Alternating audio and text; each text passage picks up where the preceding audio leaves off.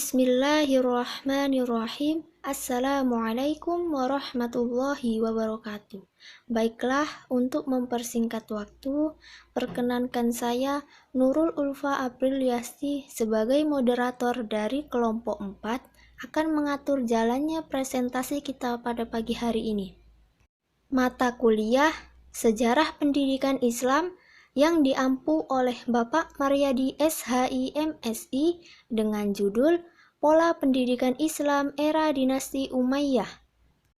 Mari sama-sama kita lihat pembahasannya akan kita bahas pada pagi hari ini.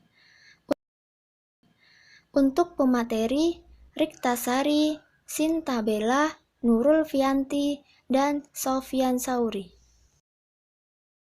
Sejarah singkat Bani Umayyah atau Kekhalifahan Umayyah adalah kekhalifahan Islam pertama setelah masa Khulafaur Rasyidin yang memerintah dari tahun 661 sampai 750 di Jazirah Arab dan sekitarnya.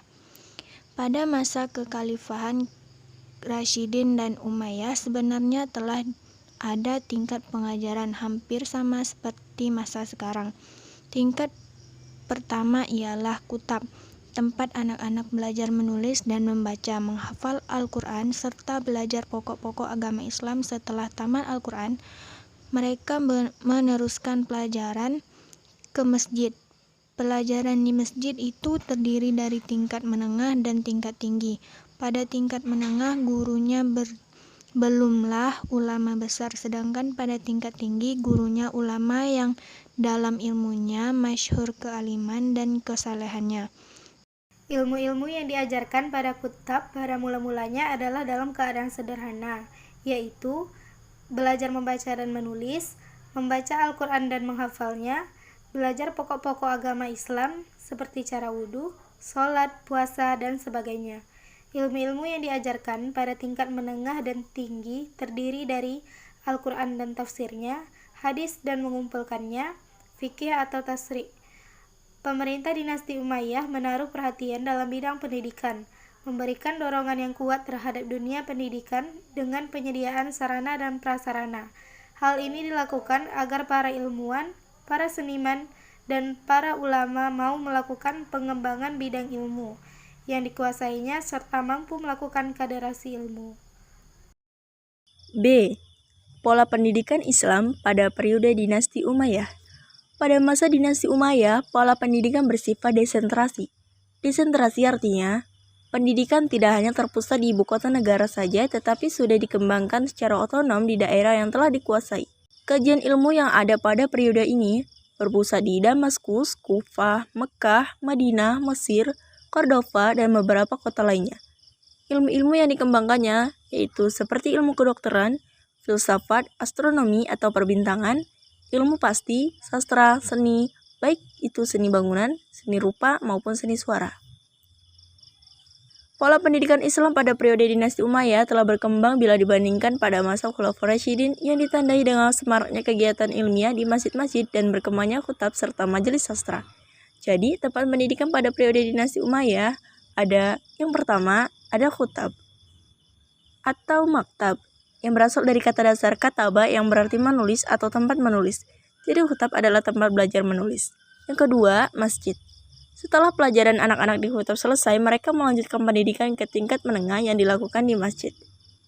Peranan masjid sebagai pusat pendidikan dan pengajaran senantiasa terbuka lebar bagi setiap orang yang merasa dirinya tetap dan mampu untuk memberikan atau mengajarkan ilmunya kepada orang-orang yang haus akan ilmu pengetahuan. Pada dinasti Umayyah, masjid merupakan tempat pendidikan tingkat menengah dan tingkat tinggi setelah kutab. Pelajaran yang diajarkan meliputi Al-Quran, tafsir, hadis, dan fikih. Juga diajarkan kesusastraan, sajak, gramatika bahasa, ilmu hitung, dan ilmu perbintangan. 3. Majelis Sastra. Majelis Sastra merupakan balai pertemuan yang disiapkan oleh khalifah dihiasi dengan hiasan yang indah. Hanya diperuntukkan bagi sastrawan dan ulama terkemuka. 4. Pendidikan istana. Pendidikan yang diselenggarakan dan diperuntukkan khusus bagi anak-anak khalifah dan para pejabat pemerintahan. Kurikulum pada pendidikan istana diarahkan untuk memperoleh kecakapan memegang kendali pemerintahan atau hal-hal yang ada sangkut pautnya dengan keperluan dan kebutuhan pemerintah. Maka kurikulumnya diatur oleh guru dan orang tua murid.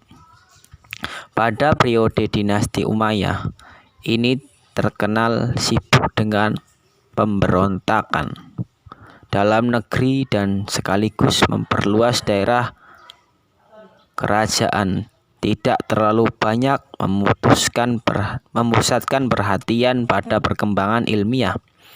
Akan tetapi muncul beberapa ilmuwan terkemuka dalam berbagai cabang ilmu seperti yang dikemukakan oleh